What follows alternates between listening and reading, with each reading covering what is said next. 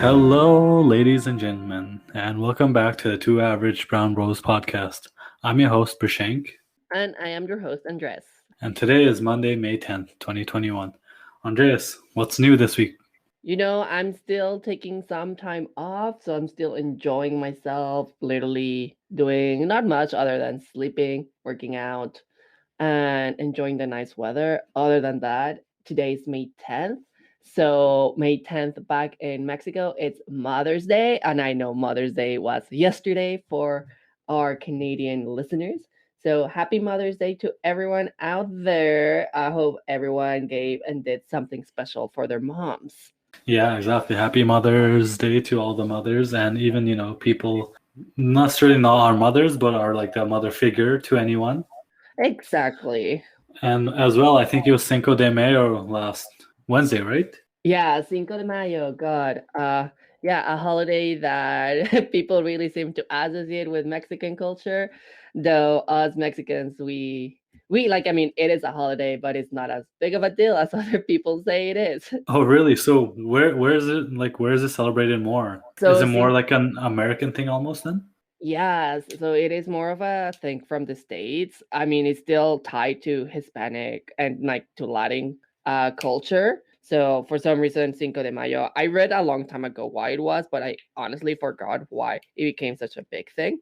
But back home, Cinco de Mayo is still a holiday. We still get a day off from it, so that's why we love it. But it is mainly celebrated in only one state. The other states, like it is there. We know it as our history, but it's not as relevant. And the main thing that comes with the holiday, it is not Independence Day, as many people like to think. Our Independence Day is all the way in September.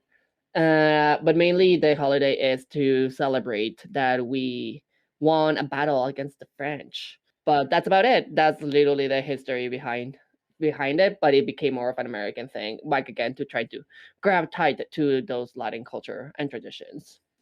Oh wow, that's so cool. I didn't know that. And I'm sure a lot of our listeners didn't know that either. So thanks for teaching us that. Yeah, no problem. I'm here to teach about everything. But yeah, no, that's it. But I still go out for tacos. Like, even though I don't true like it's not like a big thing for me. I still like to like participate a little bit on like getting tacos and everything. Though getting places and have like to actually go sit down and eat, it was a hassle. Like me and a friend tried to, and like wait times were incredibly high. So so yeah, so that happens. How about you, Shank? What's up? What's new with you this week? Not much. The weather, we were talking about how the weather was getting better. It's cold again for some reason. It has been up and down time for the weather, not to show what's going on. But in my free time, I did some reading, and something interesting that I learned this week was about the Group of Seven, G7, the organization. Yes. It consists of Canada, France, Germany, Italy, Japan, the UK, the US, as well as various representatives from the EU also come. So what I found out in my reading was it actually started in the 1970s. It started as like an informal gathering of, finance ministers from various places, and then eventually they made it into like an official group with most of the industrialized nations at that time. And it was usually, it was founded to facilitate shared macroeconomic initiatives in response to the collapse of the exchange rate in the 1971, as well as the 1970s energy crisis and the ensuing recession, as Wikipedia plainly puts it. So it's pretty cool. I was reading into that, and it's been going on since 1973 unofficially, but I think the first one officially was in 1985. And as you know, for this year, it's in UK, where in around June, I think that's when people are supposed to go to UK. And I think that's where it was interesting because, as you know, Canada still has their closed borders.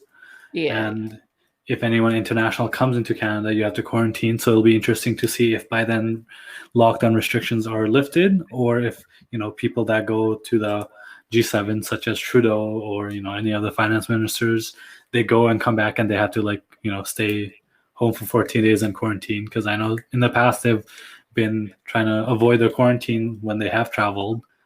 these powerful and rich people. So we'll see. It'll be interesting because by then maybe the border will be open with how nicely the vaccines have been going. Yeah, I think we'll see how it happens in the summer. Yeah, exactly. So I think I'm hopeful. I think as you and I both know, we're eligible to get the vaccine in the upcoming weeks. And then, May 27th, I think that's when people can start getting second doses. So I think it'll pick up, but that's a discussion for another episode. Exactly. We'll talk more about vaccines later on, not too far away in the future, but it's something coming up.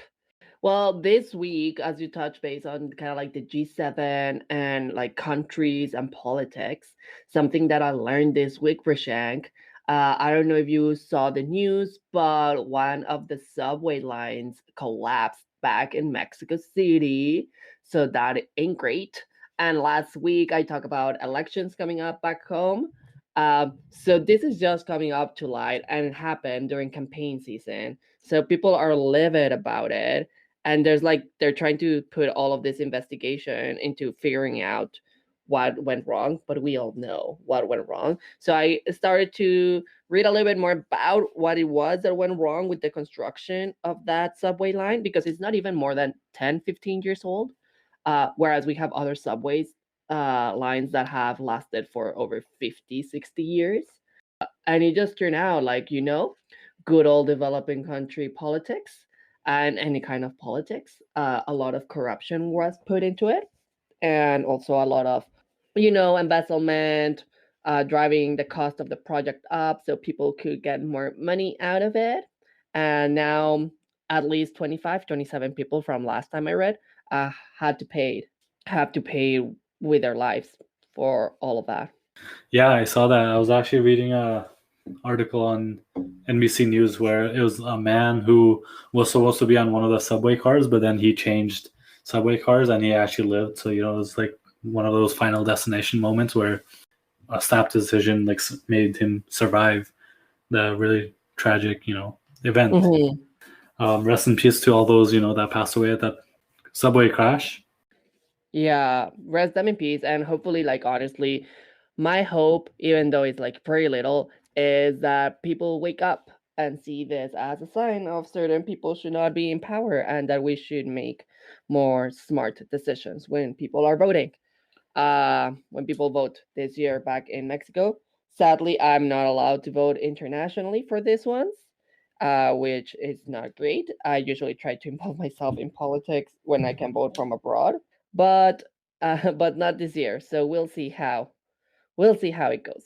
Oh yeah, exactly, and that's a lesson to anyone, any citizen in the world, where voting, your vote counts no matter where or when your vote matters, and make sure to do your civil duty to get out there and vote, right? All right, Andrea. So, what topic have you picked out for us this week? So this week, even though the weather has been kind of a little bit all over the place, it's still nice and warm. It's still starting to be shorts weather with a sweater because it gets chilly and windy. But something that got me thinking is sports. And we've touched base a little bit in the past of our fitness journey and wellness and watching sports. So might as well just broaden it up and make it its own episode. I can talk about sports forever, Andrea. So I know about that. So we'll keep eyes on that clock so that we don't go we don't take it too long. I mean, I know people want to hear us talk forever, but you're right. We have to make sure we save, some topics for future episodes too. So what's on your mind with sports, Andreas? So first, I would want to know from you, Rashank, what is your favorite sport? And you can only pick one.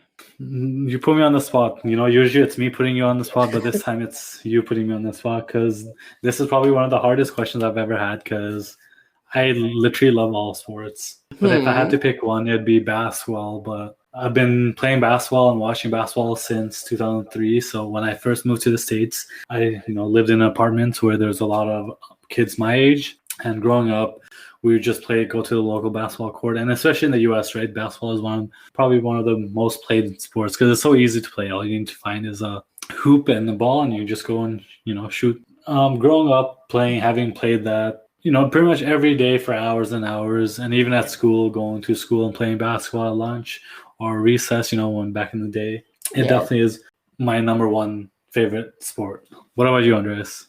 Um, I would say my favorite sport. I would say it is. Oh my god, there's just like the thing because there's the sports I've been involved in, which I have grow to appreciate a lot. But then there's also like the Mhm. sports that I only watch to watch. I would say like no, I know my answer. My favorite sport it is track and field. Yeah. Even though I don't practice it, I've never done it. Like the only thing I do, like sort of related to that, is running. Uh, Especially when it's nice weather out there and everything. What I like about track and field is that there's so many different events, Yep. and athletics. It's like such a huge thing, and there's something for everyone in there. When it's like big sport events like World Championships, Olympics, and everything, athletics has such a big drive. So I truly, truly like track and field. But I mean, a lot of other sports are like right behind it. Like it's really hard just to pick one. Yeah, and I definitely agree because, like, growing up, when I first, like, started playing sports and being outdoor more, so I grew up playing and watching cricket. So, like, Nepal, India, New Zealand, Australia, UK, South Africa. Cricket's probably one of the biggest sports out there in those countries. So I used to watch and play cricket like nonstop. And then as I moved to the States, cricket obviously isn't as important there. I got into some of the other sports like basketball, baseball, like American football. As I grew up more and more, I came to appreciate pretty much every sport out there, like whether it's like summer sports, winter sports, all around, all year sports. It's just one of the best forms of entertainment because that these athletes are some of the best. You can really appreciate how much effort and time they put into their goals and careers and just working their butts off to get where they are, right? Like so and same thing with like nowadays esports or like gaming is such a competitive thing. It's become like almost like a sport where they'll people will get signed on to like different teams and compete against other countries or other regions. So the world of competition just in general is one of the coolest things to watch and even like partake. Some sports I'd rather be playing than watching. Yes, absolutely. Being part of competitive sports is such a different world. It is completely different than just watching, and it really puts you in a different mindset. I would say, like a lot of life lessons and skills that I've developed, they've been because I've been part of competitive sports, and I have mostly no regrets about being part of that culture. Yeah, and sports, like you said, sports teach you so much, right? Like, especially when you play in a team sport, you're always like learning how to like communicate or like just having like respect for your fellow competitors or like, leadership, wherever it is, you can gain so much from a team sport. But then when you do an individual sport, you also gain so much like respect for yourself, even that, you don't have to be the best at everything. Like, take myself, for example, like, there's a reason our podcast is called The Two Average Brown Bros, right? Like, we both felt average in some ways. And for me, especially like sports is big in that feeling because I know I'm better than a lot of people at some sports, but then there's still so many people better than me at those sports. And I'm one of those people. And as with every other topic we've talked about, it's like that saying, jack of all trades, but master of none. That's how I feel because I've dabbled in so many different sports, but I've never like mastered anything, like, so like I've played basketball for like 18 years now. Even cricket, like I used to play it all the time. Now I'm recently getting back into it. And soccer, like I used to play soccer all the time. And same thing with like volleyball. But I don't think I've ever mastered it because I don't know all of, like the 100% like how to give it, or not even like give it 100%. I can give it my 100%, but it's just like knowing the ins and outs of the sports completely. And I think that's just what sets like us average people from like the LeBron James or the Lionel Messi's of the world, right? They live, breathe, eat, sleeps their sport. Whereas I don't think I can do that because that's not who I am, right? Oh, it just like it is like props to them. Like it literally becomes their life, and I mean they're great at it. But even as a teenager, when you're involved in a competitive sport, that also in a certain way outside of school, it becomes your life.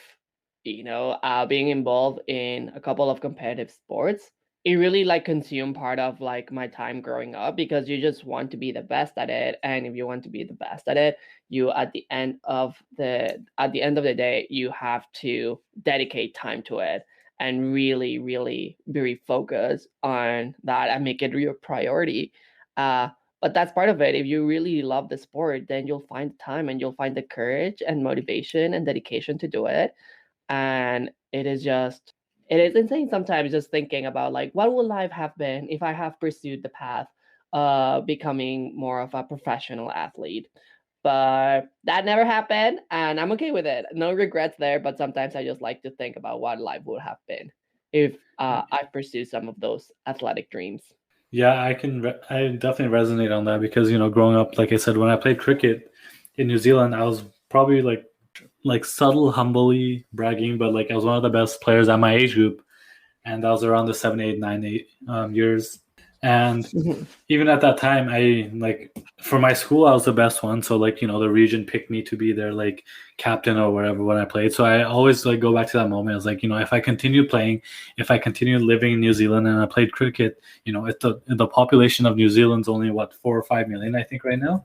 So knowing that, would I have grown into like a better cricket player? Would I have made it into the pros? Like probably not, maybe not, most likely not. But there's still the small chance where if I continued, if I was one of the best at that age and I continued to grow with it and took it, up for like a daily routine and kept going at it, you never know what would have happened, right? I know. It's just like that part of where it's gonna end, and also for me, it was a part of understanding what sport really could do for me in the future. Growing up in Mexico, what would be what would be the advantages of being an athlete? What is the reality of being an athlete? What would the future look like to that? So at the end of the day, it was like like it was a dream, but at the same time I was just like, realistically, in our country like Mexico, it makes no sense to become a professional athlete because the supports are not there. A lot of it sometimes turns out to be self-funded, and when it comes about like, okay, what am I going to do with the future in my life, it doesn't hold a lot a lot of weight to it. So uh during like growing up, it was nice because it gave me something to commit to and to explore that athletic fitness side of me, which is like what drives me now into like continue doing sports, into continue being healthy. But I think just based like if I had been raised and if I grew somewhere else, that might have looked differently. But at least where I was, it just didn't make sense. Yeah, even like Nepal, like when you're growing up, you're focused. Like maybe it's changed now. I don't see it change as much, but when you're growing up in those kind of countries, you're more focused on the education aspect. You're not really looking into sports or like extracurricular stuff.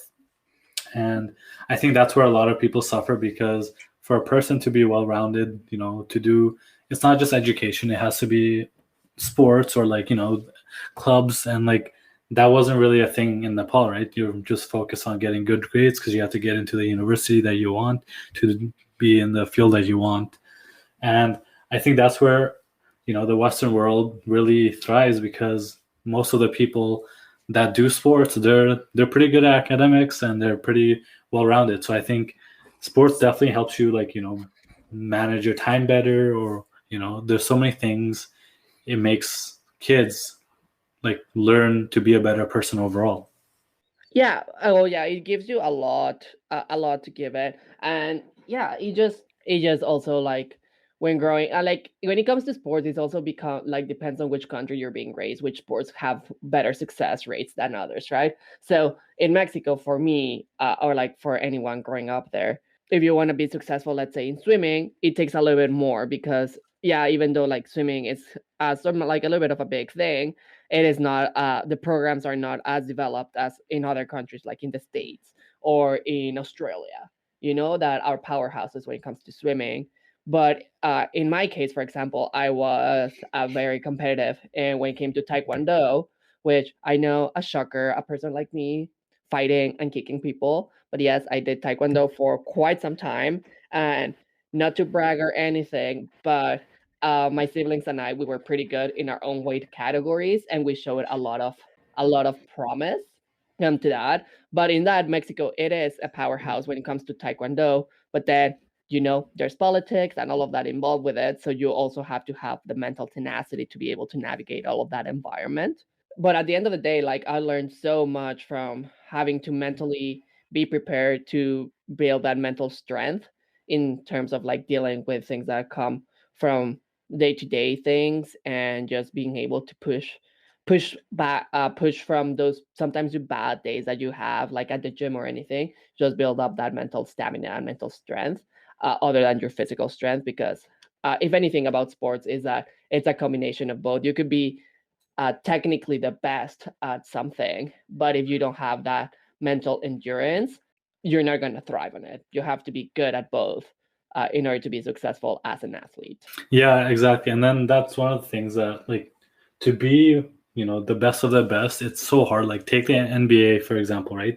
Each team, there's around 15 players with around 30 teams. So that's what, 450 players, plus or minus, a little bit more that are just in the free agent. And it's only like 500, 600 players, that get to play often.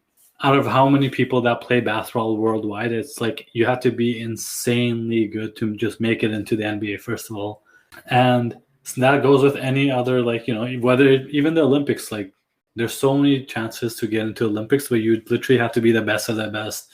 And you can't, you can't even like lose that little 1%, of your edginess, or for lack of better words, like your competitive drive, right? You just have to be out there grinding every day, pretty much nonstop, because that's your life, right? Like, for us, it's always easy to say, "Oh, I hate my job. I want to become a professional, whatever." But there's so much to all that, to be a professional sports athlete compared to our normal everyday job.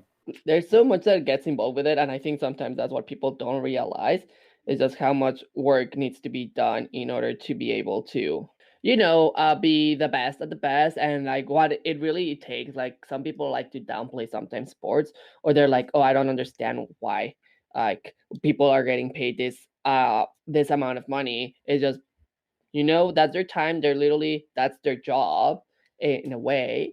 And it takes a lot in order to, like, sometimes to be performed that way. Of course, depending from the sport, some people, like, there is the entire argument that some players are being overpaid and all of that inequity and things going on about like pay in like the sports world. But at the same time, it is like them what much the pay is, like how much you're not just paying for them to be able to be good at it. You're paying for a lot of other things when it comes to sports. You pay for the reputation, you pay for the brand that player might bring to your own brand, the fan base. There's so much that goes into having a specific player in your team, that's why sometimes those contracts are like, the price tag on those are pretty high. Yeah, exactly. And like, that's one of the things that I realized as I grew older, because at one point I used to question why athletes get paid so much more than, like, say, doctors or like nurses. But it kind of makes sense, right? Like, throughout the world there's millions and millions of doctors and nurses, but there's only a handful of athletes that actually get paid quite a lot. And which is fair, because they put their whole life into that. And like you said, it's a form of entertainment. We're paying to watch them play, just like a movie or a TV show. Like, actors and actresses, you're really paying for their performance. And if the demand is there, like, pay the players, right? Like, they put their whole effort. And some of the times, like, it works out in a lot of people's favor, because athletes usually have a lot of weight in their voices. So when you see like LeBron James or like Allen Iverson, or like someone speaking out against hate, or the whole Black Lives Matter movement, it makes it more prevalent in the world. Like, because, like, last season the NBA, they canceled a couple of games, or like they pushed back a couple of games to stand up, because to stand up for Black Lives Matter movement. And it showed what, I mean, problems don't get fixed overnight, but at least it showed that athletes are aware, and they're not afraid to speak out, unlike before, where in Fox News there's a certain person who says athletes should just shut up and dribble, or like, that, which I disagree with, because sports affects everything, and vice versa, right? Like politics affects everything too. So athletes, having their power and voices, I think they're one of the most powerful influencers in the world. Like, so many people listen to not just LeBron James, but like in the soccer is one of the most watched sports out there. Probably number one. Like, it is number one, because just the accessibility of it, in even in third world countries. So the voices of like Cristiano Ronaldo or Lionel Messi, they're like, obviously they're not as vocal as some of the other like American sports athletes, but if they talk, you're going to listen to them. And some, like, think about this for a moment. Everyone knows Lionel Messi. Not everyone can name the leader of Argentina, right? Like, who's the political leader of Argentina? I don't know, but Yeah, I but know neither do Lionel I. Messi, right? So Exactly. the powerful like voices that athletes bring, like, it's insane. Like, I bet you everyone knows 10, 15, 20 athletes easily. Like, even if you're not big into sports, you can definitely name some of the biggest athletes out there, and whether it's boxing or MMA, like Conor McGregor, Floyd Mayweather, the athletes that come from every shape and sizes and color and gender. They do have one of the most powerful voices out there.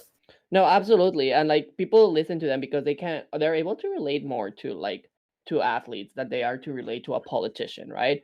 There's a lot less, like messy business going around, at least that people don't see maybe. But it's that their voice is a little bit more trustworthy in the eyes of the fans than when it comes to what a politician says. It is always met with skepticism and doubt. And an athlete speaking, it's always seen as like, oh yeah, they're speaking a truth, they're fighting against something, or they're voicing their opinion, which is 100% them most of the time. Yep, and especially the relatable content, like you said, like so many athletes, their background or their like history as how they became into an athlete is quite sad. Some, like, I know my example is LeBron James, because he is probably one of the biggest athletes out there, but he came from a single mother, raised in the poor neighborhood of Akron, Ohio, and to see where he is now, probably one of the most vocal, social, just overall like leader for so many people. I mean, I know like he gets hate on him for his playing style, but they're like, that's something that's just within the sport. But outside of sports, he's such a overall leader, right? I Mm-hmm. mean, there are some things that he hasn't really touched upon, and such as the whole China and Hong Kong thing. His shoe brand, it's Nike, right? So like LeBron James and Nike, they go hand in hand. So it's like, do you really think he's gonna speak out against Hong Kong, where, I mean, Yeah. China pretty much owns Nike at this point, right? Like all the, shoes, like sweatshops and like these shoe like productions in like poor China, like poor Chinese people that have to make like shoes. Like, as much as we want him to speak out on certain things, I don't like, just he wants to be in a financially stable place before he speaks out on things. I don't want to like speak on behalf of him. Obviously, I'm like no one compared to LeBron James, but like I know people are upset because he didn't speak out against like the whole Chinese oppression on Hong Kong and like things like that. But it's like, not every athlete's gonna speak out against everything, right? Like, they're athletes first of all, and second, they're like social leaders. But first of all, they're still athletes. Yeah, no, and like at the end of the day, there's certain topics. He's not saying like, oh, you shouldn't talk about them, but it's just like how careful or how things need to be phrased, right? And especially when it comes to, talking about China and Hong Kong, that's a very like delicate topic that anyone that puts a little bit of an opinion on it has to do it in such a careful way that if you're able in a certain way to avoid all of that cloud and avoid all of that drama, like might as well go for it. But like with any other sports, there's so much drama, so much politics going on. Like, not saying like the sports world is perfect, because it ain't. At the end of the day, there's still bureaucracy going on, but it is one of the environments in which athletes are like starting to fight a lot more for their rights. They're starting to stand up for what is right and what is wrong, and just having their voices heard. And there's still so many different examples of how the world of sport is changing in that way. On Netflix the other day, I was watching the documentary called Athlete A, which is like everything involving the drama around USA gymnastics, which was a big thing coming close to like the 2016 Rio Olympics. So that it's out there, and like now a lot of gymnasts in the States are speaking about that. And there's also, I forget her name, but she's a person from the track and field world, from, I'm pretty sure, from South Africa, and everything and all the drama and all the allegations that she's gotten just based on just on her like her appearance, and what the IOC is saying like would be considered in order for people to be able to participate in female, like in the female division of sports and all of that. So of course it's not a perfect world, but athletes, I think part of it is like some of them have come from different backgrounds that they have to learn how to fight, and being in such a competitive environment and having had worked so hard for where they are at in their own sport gives them that platform to keep on speaking up, so that other people that don't have that platform are able to feel that someone has their back in that way. Yeah, exactly. And that, like, there is a lot of downside to sports. Not downsides, but there is a lot of, like, the dark side, like you said, there's a lot of dark sides to sports, right? Whether it's like scandals within the Michigan State gymnastic or USA gymnastic, or even, like, when you look at high school and college stuff, like hazing. Like, hazing is big in sports, and there's lots of people that don't have like the positive intentions for others and try to do all they can to haze others, and which isn't good either, right? So it's like sports can be good and bad. For the most people, it is good because it brings so much hope. Like, soccer, like the World Cup is one of the most watched sports, and it, like, even if you live in one of the poorest countries out there, you're gonna gather up. Like when I lived in Nepal, people would gather in like local stores to watch the soccer together, and like brings people closer and things like that. So overall, I think sports is one of the best things out there. Like, there's so much to do and so much for people, and like the downsides, there's a lot to talk about, and we'll get to a future episode. But right now, I think focusing on the good aspects of sports, I think we can all enjoy sports however we want. And even if you're not into sports, I think you can kind of recognize what sports means to a lot of people. Exactly, and that's the thing, right? Like you might not have been raised in a family that like it's sports heavy, like, and that's completely fine. But I think we can all appreciate what sports brings to our world, like to our community, to our individual selves. And just like, from an individual perspective, it's just like what it gets you through. Like if you just watch sports, is that form of performance and entertainment. As someone who practices sports, it brings me that sense of finding a community, something to work towards to and improve myself upon. And in terms of our community, it brings us together, like you mentioned, those major tournaments around the world and those events, how many people they haven't been brought together because of that. And everyone looks forward to those events, either as an athlete or as like an observer. You're always looking forward to those major athletic events, because it just shows the tenacity that these people have, and just gives you something to root for. And at the end of the day, it is also a sense of pride, like of being proud of your country whenever you have these top athletes like putting your flag up high. And it's just like, it is incredible. I would say that. Yep, exactly. And like just bringing the whole world together. So I was just looking at the World Cup statistic, and it said the World Cup between France and Croatia in 2018 reached an average live audience of 517 million viewers, with more than 1.1 billion people tuning in over the game. So, which is insane, right? 1 out of 7 people tuned in all over the world. And yeah. So like it does really bring the whole world together, whether it's you're cheering for your favorite club, your favorite player, or your favorite country, like, that pride in your country. I think it's one of the best feelings out there. Exactly. It is just one of those great things. So, Rishan, growing up playing sports, what would you say are some of the big takeaways that, like, even now that you're older, Rishan, you're a young adult, what are some of those things that you have kept within yourself? So I know we've already 30, 40 minutes into our episode, but I'll try to keep it short. So one positive that I've learned from sports is just how fun it is. Like, whether you're traveling to different places as a team, or some of my favorite memories from playing basketball was going on a bus together with 15 of your teammates to the next city to play basketball, and coming back late, just chilling with people, talking to people, playing the basketball, winning together, losing together. I mean, losing's never a good feeling, but you win some, you lose some. So you do it as a team, right? You do, especially in some of those team sports. You do everything as a team, and that's one of the most fun I've ever had.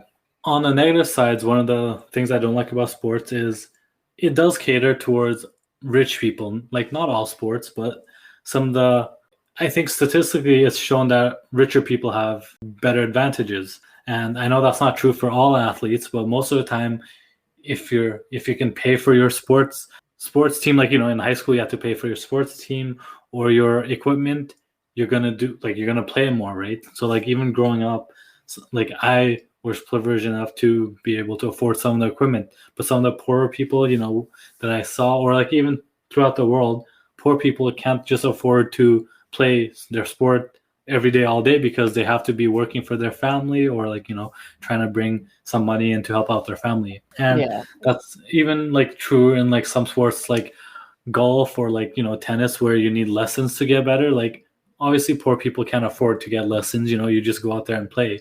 Like especially golf and like tennis, where like equipments, golf clubs cost so much, right? So it's like Hmm. I wouldn't say it's a complete disadvantage, because there have been like lots of poor people that have rose above the ranks and become the best at their sport. But I think having money always helps, and I think if there's a way to help out people in need to achieve their dream, I think it'd be so amazing. But it is hard, right? Because like in the middle of like Asia or Africa, you can't just put up a basketball hoop or a goalpost. I mean, goalpost back in the day, we used to put two shoes and just learn that way. Yep. So Two soccer shoes. definitely. So soccer definitely, that's one of the reasons it's so accessible, is you just need a ball and just kick it around. But some of the other sports where you need space or time or money, it's kind of hard for everyone to easily assess it. Absolutely. But no, yeah, the two shoes and or maybe two backpacks at school to make the pose for the goal net, like for the net, where it's just like that brings so many memories. What about you? What have you seen throughout growing up, that your final thoughts on sports? For me, I would say like just like no, I wouldn't say the negative side, but just kind of like whenever you make a pros and cons list, whatever will land on the con list, it is I would say that accessibility. Like not everyone has access to many things like you mentioned, and like I mean, I had the opportunity that my parents were able to. I am one of those people that my parents were able to pay for tennis classes because tennis is a family sport, at least in our nuclear family. So had to learn how to like my dad was like, you need to learn how to play tennis. But okay, despite that, it's just the accessibility. Like we needed to go to a sports club in order to access tennis courts that were good quality and that we were able to train. But tennis courts are not something, at least in developing countries, that they're out there in the middle, like in the middle of a park. You can find a tennis court. That's not a thing. You find football like soccer fields, or you find more basketball courts, then you will find tennis courts accessible to people. So I would say accessibility is one of the big things that really drives the world of sport. And some people, they do fight and they are able to go up, but a lot of them also come from a place of privilege, which is nothing wrong with that. It's just like the situation they were born or raised in. But it's something that needs to be acknowledged, is that no, not everyone is able to do a particular sport because given their circumstances. So I would say that's on like the con side of things that I've noticed. But on the positive side, being involved in competitive sports, either in swimming, taekwondo, tennis, for me, what it really gave me, one was that sense of being part of a team, even though all of these sports are individual sports. You train together, like I train together as a team. So it was always like helping each other out, get better, and in order to always be the best sports club like name out there, and people wanted to come here to train because of how the reputation was. um, so always being part of a team, always looking out for each other, the sense of like that mental strength, I would say a lot of it comes from the world of competitive sports. Being able to spring back from a sprained ankle in the middle of your match, or being able to like confront a mental block because in tennis you're not hitting the ball right and nothing is landing. So or like as simple as like swimming. You go into the pool after your initial dive, and your goggles fill up with water, and now you have to swim 100 meters like that. So it's just those little challenges that present you like unexpectedly during competition or during practice that really give you that tenacity and that endurance and that toughness in order to keep on pushing. And I think that's something I really pride myself in, is sport has really given me that chance to be able to confront any challenges that come up and be able to confront them and solve them and just keep on moving forward. So yeah, no, like sport has given so much. And the fact that most of my life before I came to university, everything there was sports based, like a lot of sports, then it just, for me, it's just sports and fitness are a big part of my life. And when I left that for a while, I could feel the toll, not only physically, but I could feel the toll mentally. I could feel the toll, like with the quality of my life wasn't the same. And once I started picking up again on that, then my life started to improve again. And I remember how much I miss it, but also how much it was part of my life. Yeah, exactly. And even now, right? Like we all can pick up different sports, whether it's just running or lift powerlifting at the gym or going to the basketball court, shooting some hoops, or just getting out there and, doing whatever you like. Exactly. That's how it rolls. So before we wrap up for this week, I have a trick question for you. Okay. So besides sports, and I'm on the Wikipedia page for a list of most watched television broadcast history. Besides sports, what do you think the most watched television broadcast of all time was? Besides sports. Was it some sort of, I don't know, was it a political event? Okay, so for our viewers, this is also a cool thing that you might be learning, but for the most part, the list, it's Olympic sports, association football, so like the Olympics or the World Cup. And as you go down, some of the ones that stood out to me was the funeral of Diana, Princess of Wales, in 1997, Mm-hmm. September 11 attacks in 2001, September, Yes. and a live concert, Live 8. Not sure what that's about. It's a benefit concert that took Oh, place in 2005 in the G8 states and in South Africa. yep. Yep. And Is it like the one that you mentioned? Is it the Live Aid or yeah, live? yeah. Oh yeah, I've heard of that Yeah. concert. It was such a big campaign to fundraise things, I'm pretty sure. Yeah, I'm reading. It's exactly. Yeah, it was the 20th anniversary of Live Aid. You're right. Yeah, because the original one was way back in the 80s and all of that. The original one was there, and it was just to raise money. All three of those events brought in an estimated of 2 billion people watching it. And then the Michael Jackson Memorial Service also brought in 2 billion watchers. So that's pretty cool. Like, besides sports, some of the other things historically, but I mean, today's episode is on sports. So everything above those three things has brought in more than 2 billion estimated audience. So with the most being the 2012 Summer Olympics and the 2016 Summer Olympics, bringing in 3.6 billion watchers. Oh yeah, I am one of those. You can count. I'm one of those stats. Me too. Anyway, so I know we said we wouldn't make this episode long, but it's already getting long. So one thing you're looking forward to this week, Andreas? Something I'm really looking forward for this week is to do some decluttering of my apartment and get rid of stuff. So I am just gonna go in, and if I haven't used it in a couple of months, or if I really truly don't need it, and I'm just like, I don't know how I feel about this, and there's any doubt, it's either getting donated or it's out to the trash. I'm just decluttering my apartment, and just getting rid of things. So that's something really I am looking forward to, as well as I am looking forward to my vaccine appointment because we got it on Wednesday. Your boy is getting vaccinated. Yes, I'm ready for it. Are you ready for the jab? I am ready. I have so many vaccines like when I was growing up that this is just one more. How about you, Yeah, Prashank? exactly. That's the most thing I'm looking forward to because I know this week our age group can finally get the vaccine. So you better bet I'll be the first one in line if I can. Obviously, I won't be the first one. But Mm-hmm. seeing some of the stats for Saskatchewan, we're doing really good. 50% of the people over the age of 18 have got the vaccine already in Saskatchewan, if I read the stats right the other day. Overall in Canada, I think we've hit the 34% mark, which is really good considering, like, a couple months ago it was getting tough for us, especially with all the delays. But yeah, right now we're at like 36%. Whoever at least received one dose, and after May, I think it's going to be even higher with a second dose. And we can finally go back to the pre-COVID times, new normal as they call it. Exactly, the new normal. That's the thing. After, I don't think when it comes to the pandemic, there's going to be a new normal. That's what I would like to put it. Yep. And then, but we won't go into too much, in depth about vaccines this week. That's a topic for next week's actually. So tune into that episode if you want to hear about Andreas's and potentially mine experience getting the vaccine and what we learned about it. Exactly. Yeah.